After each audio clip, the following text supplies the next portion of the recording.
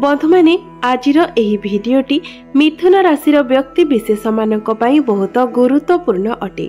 कारण देवता मानकर गुरु देवगुरु बृहस्पति एवं सबुठारु अधिक शुभ माना जाउथिबा ग्रह देवगुरु बृहस्पति जहांक निकटरे सबुठारु अधिक दायित्व थाए एवं ज्योतिष शास्त्र अनुसारे सबुठारु अधिक कारक तत्वर ग्रह देवगुरु बृहस्पति बक्री हेबा पई जाउछंती।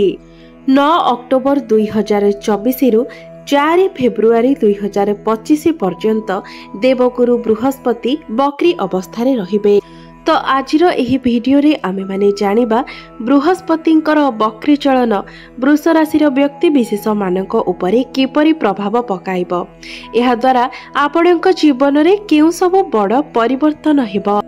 तेबे ता पूर्वरु आमे माने जानि नेबा जे बक्रीर अर्थ कोन एवं कौनसी ग्रह बक्री हेबा फल रे आपणको किपरि प्रभाव देइथांती, केउ सब शुभ फल एवं अशुभ फल प्रदान करिथांती। एहा छडा बृहस्पति कौन एसबु विषय मध्य आमे जानिबा। बंधु माने प्रत्येक ग्रहंकर एक स्वतंत्र बल रही थाए। जेतेबेले कौनसी ग्रह मार्गी अवस्था थांती सेतेबेले से भिन्न प्रकारर फल प्रदान करिथांती एवं जेतेबेले सेही ग्रह बक्री होई थांती सेतेबेले मध्य से एक अलग प्रकारर फल प्रदान करिथांती। तो प्रत्येक ग्रह मार्गी एवं बक्री अवस्था भिन्न भिन्न फल प्रदान करिथांती। तो सबुठारु गुरुत्वपूर्ण कथा हेउछि जे जेउ ग्रह बक्री हेउछंती से आपणको कुंडलीर केउ ग्रहरे बक्री हेबा पई जाउछंती एवं से आपणको कुंडलीर केउ ग्रहर स्वामी अटंती। सेही अनुसार ही आपणको तार फल प्राप्ति होई थाए। तेबे बंधु माने बक्रीर अर्थ हेउछि कोनोसी ग्रह निजर सठिक गति अनुसार गोचर न करिबा एवं सूर्यंक ठारू दूरता बनाइबा फल रे ही गोटे ग्रह बक्री होई थांती। मात्र तार प्रभाव आम जीवन उपरे बहुत अधिक पड़ी थाए। तेबे आसंतु जानिबा देवगुरु बृहस्पतिंकर बक्री चलन आपणक जीवन उपरे कौन सब प्रभाव पकाइबाको जाउछि, आपणक जीवन रे केउ सब परिवर्तन हेबाको जाउछि। तेबे आसंतु आरंभ करिबा आजिर एही कार्यक्रमटिकु जहाकी जन्म राशि एवं चंद्र राशि उपरे आधारित अटे। तेबे बंधु माने आपणकर जति वृष राशि होइथाय तो भिडियोटिकु स्किप न करी शेष पर्यंत निश्चय देखिबे एवं आपण जदि चैनल ले नुआ अछंती तो भिडियोटिकु लाइक करी चैनल टिकु सब्सक्राइब करि देबे एवं कमेंट बॉक्स रे जय गुरु बृहस्पति निश्चय लिखिबे। तेबे बंधु माने देवगुरु बृहस्पति को सबुठारु अधिक शुभ ग्रह बोली माना जाई थाए। एहा सहित देवगुरु बृहस्पति को धर्म धन ज्ञान वैवाहिक जीवन संतान एवं आपणक जीवन साथीर कारक ग्रह बोली मध्य माना जाई थाए। एहा सहित भाग्यर कारक ग्रह मध्य देवगुरु बृहस्पति अटंती। आपण केते मात्रा रे धार्मिक उदार एवं मैच्योर ताहा मध्य आपणक कुंडली रे देवगुरु बृहस्पतिंकर स्थिति रुही जणा पड़ी थाए। तो बंधु माने जेतेबेले कोनोसी शुभ ग्रह बक्री होई थांती से आपणको एक उच्च ग्रह समान फल प्रदान करि थांती।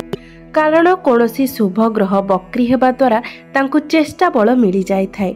अर्थात आपणकर जदि कोनोसी कार्य पेंडिंग होइकी रहिथिबो अटकी रहिथिबो तो सेही कार्य को आपणको निश्चित रूप से सफलता मिलिबो संपूर्णता मिलिबो। तेबे आसंतु जानिबा गुरुंकर बक्री चलन आपणको केउ सब फल प्रदान करिबो, शुभ ना अशुभ, एहा सहित आपणक जीवन रे केउ सब परिवर्तन हेबो। 9 अक्टोबर रु 4 फेब्रुआरी मध्य रे आपणक जीवन रे केउ सब परिवर्तन हेबो।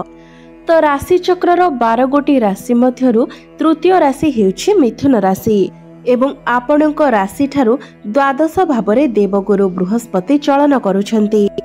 तो 9 अक्टोबर को गुरु आपणकर द्वादश भावरे बक्री हेबे एवं जेतेबेले गुरु आपणकर बक्री हेबे तो आपणको गोटिए भाव पछर अर्थात आपणको एकादश भावर फल प्रदान करिबे। एहा सहित आपणको दशम एवं सप्तम भावर फल मध्य प्राप्ति हेबो। कारण आपणकर सप्तम एवं दशम भावर अधिपति हेउछंती देवगुरु बृहस्पति।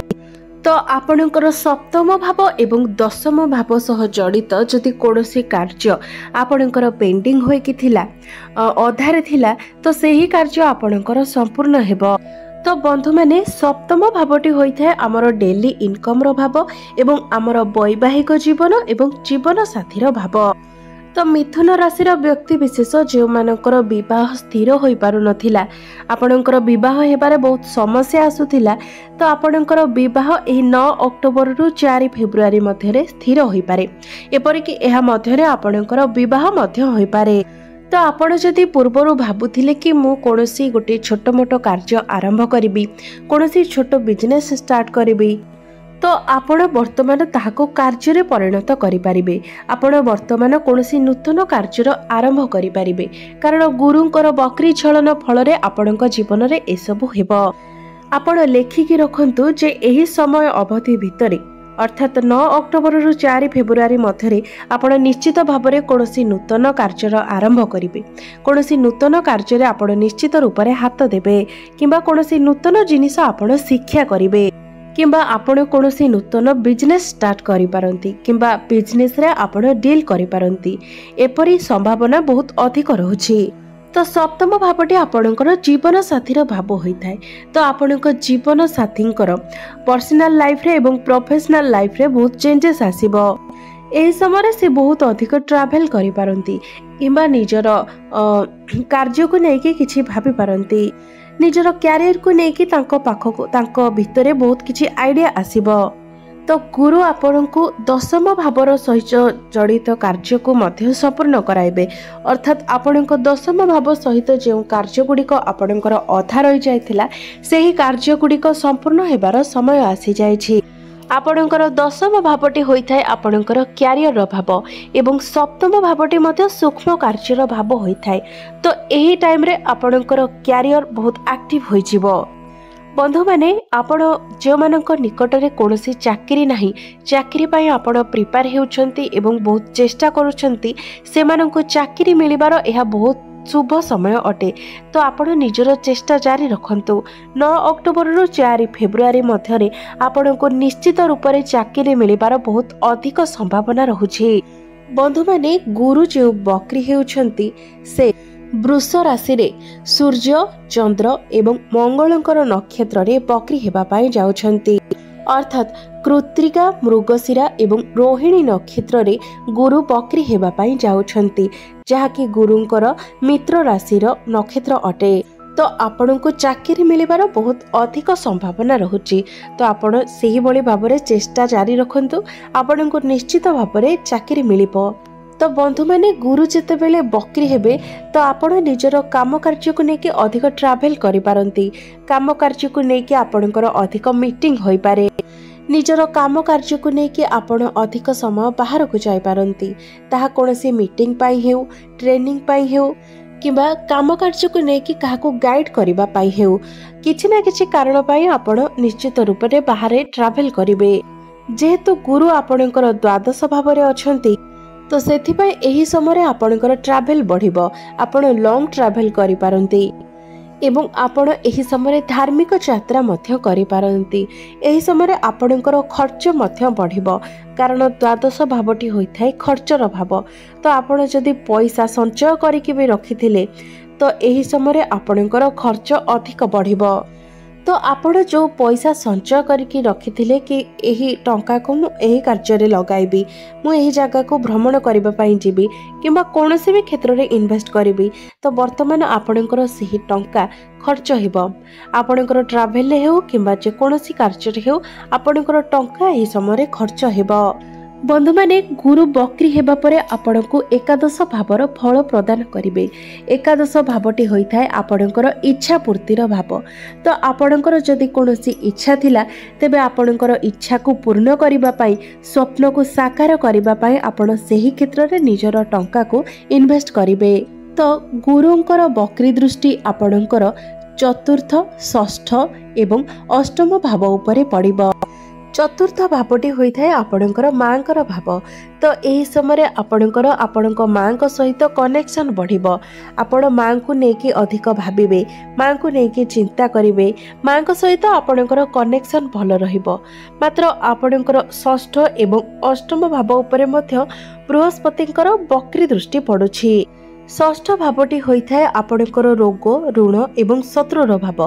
तो यही समय आपणक विरुद्ध पॉलिटिक्स होई पारे।